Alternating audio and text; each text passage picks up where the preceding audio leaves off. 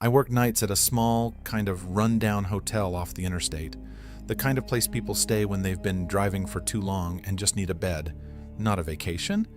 It's not fancy, but it's quiet most of the time. And I actually like the night shift because there's usually only me at the desk and one other person working security or doing laundry somewhere in the back.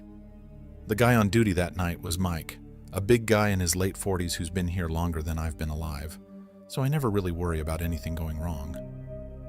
It was close to midnight when he walked in. The door swung open slowly, and this huge guy stepped inside. I mean huge, not just tall, but broad, like he could block the whole hallway if he wanted to. He had this long, heavy coat on, even though it wasn't that cold, and his hair looked like it hadn't been washed in weeks. But the thing that got me right away was his eyes. He didn't look drunk. He didn't look high. But there was something off, too still, too locked on me in this way that made my stomach tighten. He didn't even say hello, just walked straight up to the desk and said, "I need room 617. I typed into the computer, pretending to check, even though I knew before I finished that we didn't even have a 617. Our highest floor is 4, and our rooms only go up to 4 to 20. I told him politely, "Sorry, sir, we don't have a room like that." He just stared at me, no blinking, no change in expression. I said, "I need 6 to 17.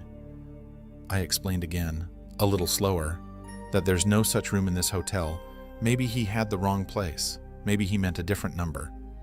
He leaned closer to the counter and said it again, almost like he was testing me. 6, 17. Now, normally I'm patient with guests, even the weird ones, but he was making my skin crawl, and I could feel my pulse picking up. So I told him firmly, "Sir, I already told you, that room doesn't exist. You need to check your information." That's when his face changed, just a tiny twitch, like he'd been holding something in, and now it was leaking out. His jaw tightened, and his hands curled on the counter. "Don't lie to me," he said, and his voice dropped in this way that made me glance toward the back door, wishing Mike was standing there. I said, "I'm not lying. I'm telling you the truth. You need to leave." He didn't leave. Instead, he reached across the counter faster than I expected for someone his size and grabbed at my shirt, yanking me forward hard enough that my chest hit the wood. I yelled, shoved back, tried to twist away. But he was unbelievably strong, his grip like a clamp.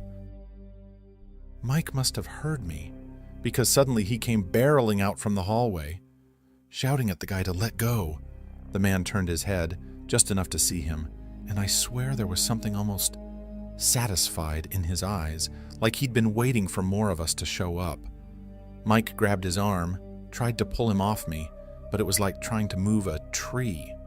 The guy let go of me just long enough to shove Mike back against the wall, and then they were grappling, knocking into the desk, knocking over the computer monitor.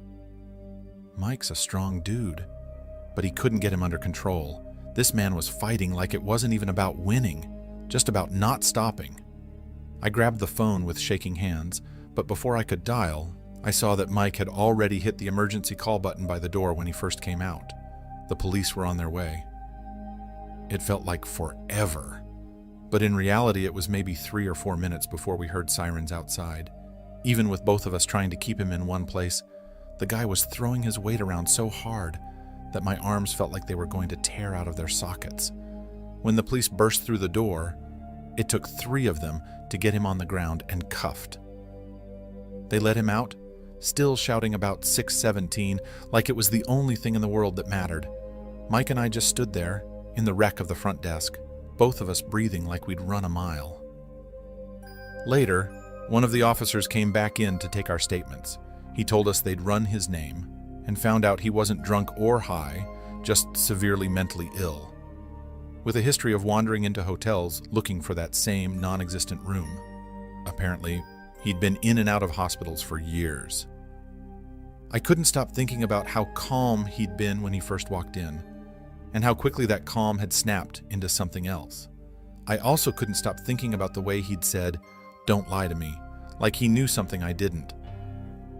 That night, when I finally got off shift, I walked past every single room on my way out, just to make sure there really wasn't a 617.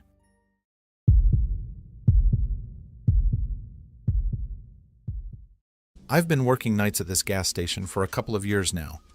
It's one of those places you only stop at if you really need to.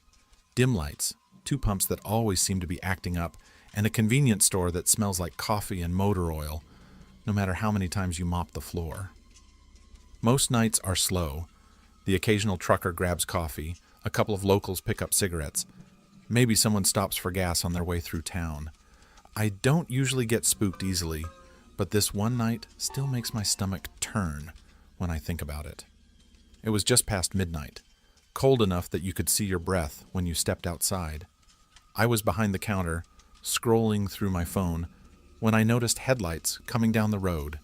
Big, high beams, looked like a semi.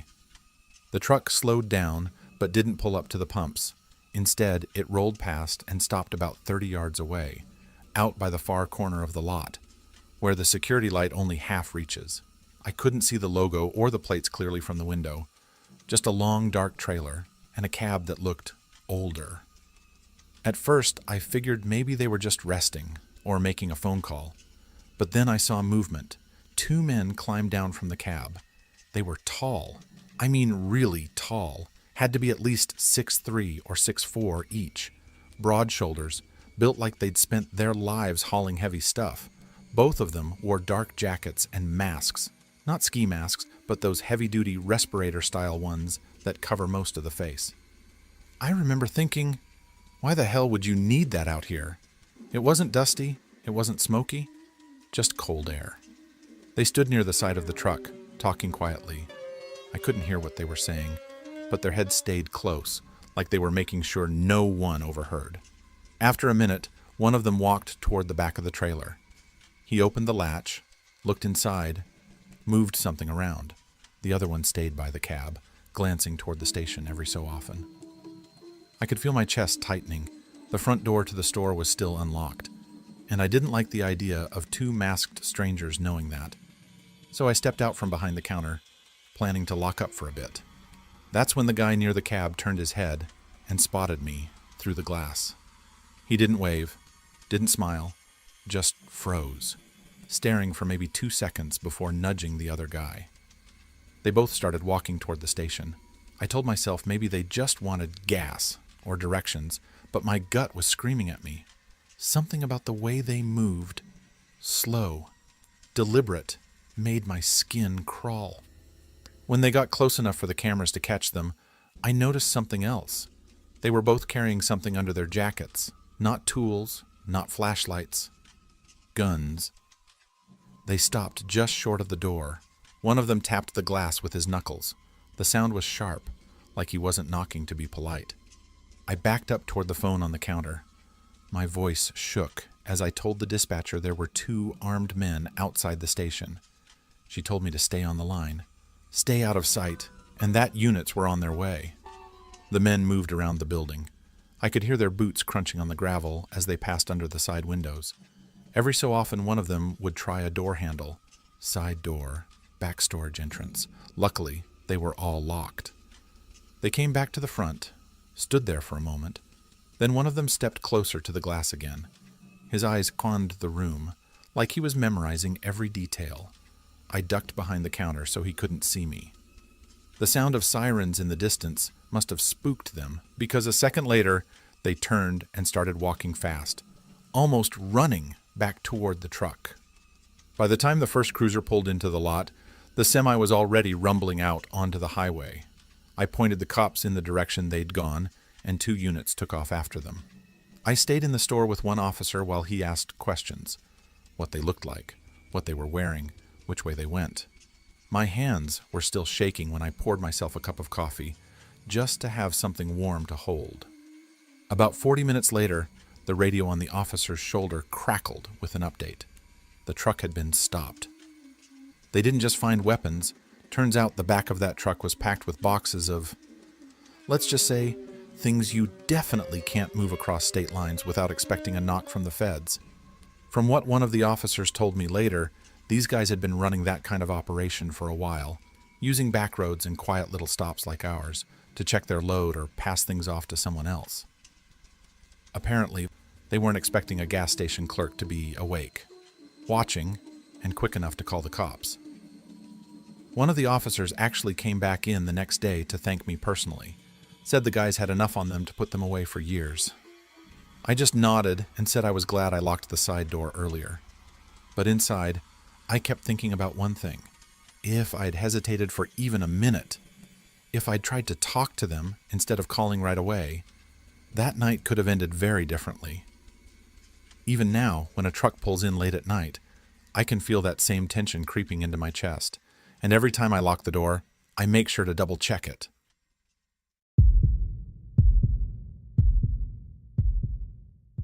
I had been working the night shift at this small, slightly run-down bar on the outskirts of town for almost a year. It wasn't fancy, by any means, just your standard, dimly lit corner bar where locals came to unwind after long days. Most nights were quiet enough that I could handle everything alone, or with just one other bartender. Usually there were only 3 of us working the late shift, and somehow that made the place feel almost peaceful. The hum of the fridge, the clinking of glasses, and the faint sound of traffic outside became a rhythm that I got used to. But, like I would soon realize, peace at night can be deceiving. One night, just past midnight, the door swung open and this guy walked in. He looked to be in his early 50s, dressed neatly, clean-shaven, and with an air about him that immediately made me pay attention. Not threatening, just present. There was something about the way he moved and looked around, like he was used to being noticed. His eyes settled on me, sharp and calculating, and I felt a chill I couldn't explain. He walked up to the bar and asked my name in this soft, calm voice that somehow felt like it carried weight. Then he asked about my job, how long I'd been working there, the usual questions that seemed normal at first. He ordered the priciest drinks on the menu, refusing anything less, and left a tip that was way more than anyone would normally leave. I blinked a few times, making sure I wasn't imagining it, but he was gone in a blink, leaving only the faint echo of his presence behind. 2 days later, he was back. I remember that night clearly. The air felt heavier, the bar quieter than usual. He asked again about me, this time suggesting casually but pointedly that if I worked for him outside the bar, there would be plenty in it for me. Money, perks, everything he could offer. I smiled politely and said, no. I wasn't interested, and no tip, no offer, no charm would change that. He nodded, smiled, and left, like nothing had happened, but the feeling of unease lingered long after he disappeared. That night, everything felt off. My body ached in a way it hadn't before, a dull fatigue that mixed with a gnawing sense of dread. My colleague drove me home, and I noticed a car following us at a distance. I tried to tell myself it was nothing, just someone heading the same way, but no matter which turns we took, the car stayed behind. I didn't say anything to my colleague. I didn't want to sound paranoid. When I got home, the car was still there, parked outside my apartment building. I froze. My keys shook in my hand as I approached the door. Slowly, I unlocked it, stepped inside, and locked it again, heart pounding, like I had run a marathon. And then, there was a knock. Soft, deliberate, quick enough that it could have been mistaken for something else if I wasn't paying attention, but I knew it was him. I crept toward the peephole and looked. His face was calm, motionless, watching me. I slowly backed away, fumbling for my phone. My hands were shaking so badly that I had to brace them against the wall just to dial 911. I whispered my address, explaining the situation as quietly as I could. Staying low in the apartment, I listened to every single sound, the faint creak of the floorboards, the wind rattling the window, and my own heartbeat pounding in my ears. Minutes stretched like hours. I didn't dare peek again until the operator told me the police were nearby. But before they could arrive, he was gone, just vanished. No sound of a car leaving, no footsteps fading into the distance. Only the lingering dread that settled like a weight on my chest. Heavier than before. I didn't return to the bar. Even thinking about it made my stomach twist with unease. That man, His presence had left something behind that I couldn't shake. My life felt smaller, fragile somehow. And I needed to get away, at least temporarily. I moved back to my parents' house, where familiar walls, animals, voices, and routines gave me a sense of comfort I hadn't realized I missed.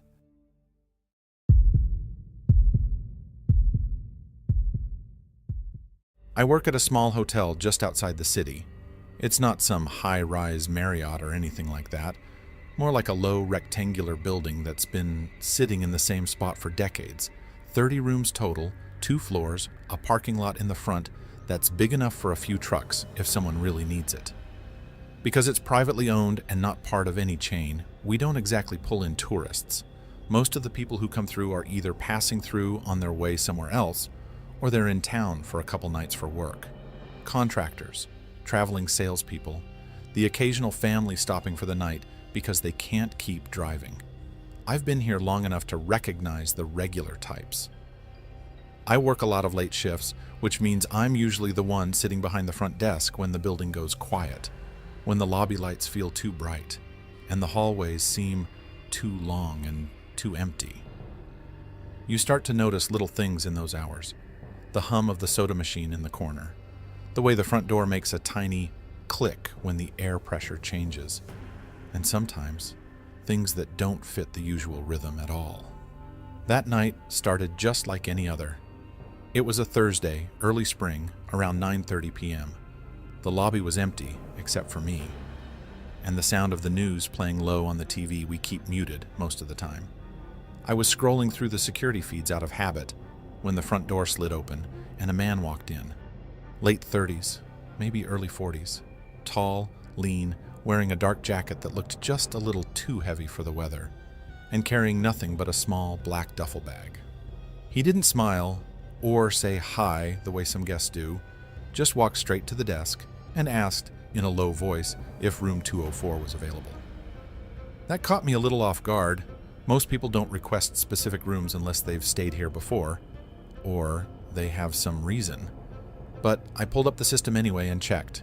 Sure enough, 204 was already booked by a single female guest who'd checked in earlier that afternoon.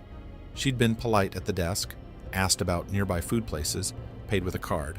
Nothing unusual. I told him, sorry, 204 is already taken, but we do have a few other rooms open if you'd like.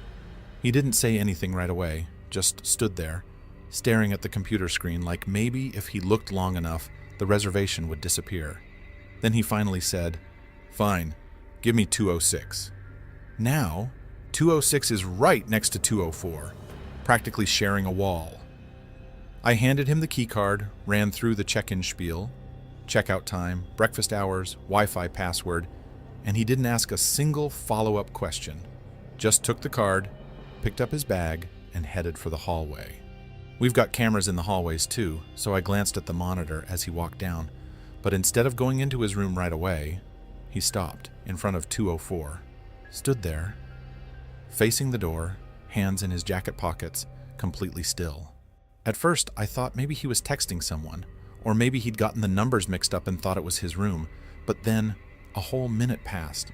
He didn't move, didn't even fidget, just stood there like he was waiting for something. And then he knocked. Not a loud, aggressive knock, just 3 calm taps, the kind of knock you'd use if you already knew the person inside. He waited. No one opened the door. I kept watching. He didn't knock again, didn't walk away right away either, just stood there for another 30 seconds before finally going into 206. I tried to shake it off. People do weird things. Maybe he really did know her and didn't realize she was already asleep. But I still made a little note in the log, just in case. About 20 minutes later, I saw him on the screen again.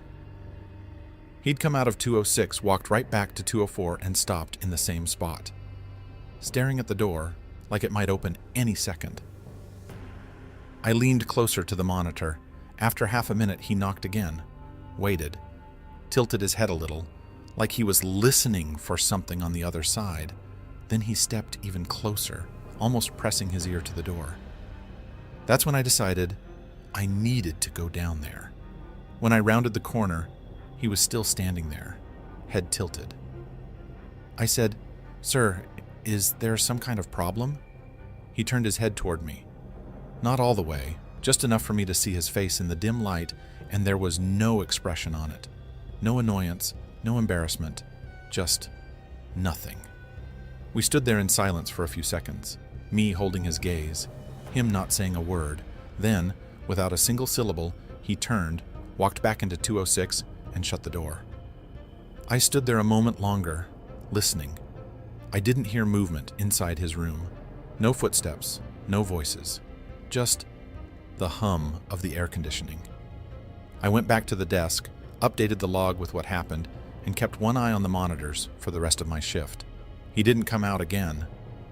Still, I couldn't shake the feeling that something about the whole thing wasn't just odd, it was wrong. The rest of the night passed quietly. A couple of late check-ins, some truckers coming in off the highway, nothing out of the ordinary. But when the clock hit about 5 a.m., I saw movement on the hallway feed again. It was the guest from 204. She had her suitcase with her, and she was walking fast, like she was late for a flight or trying to get somewhere in a hurry.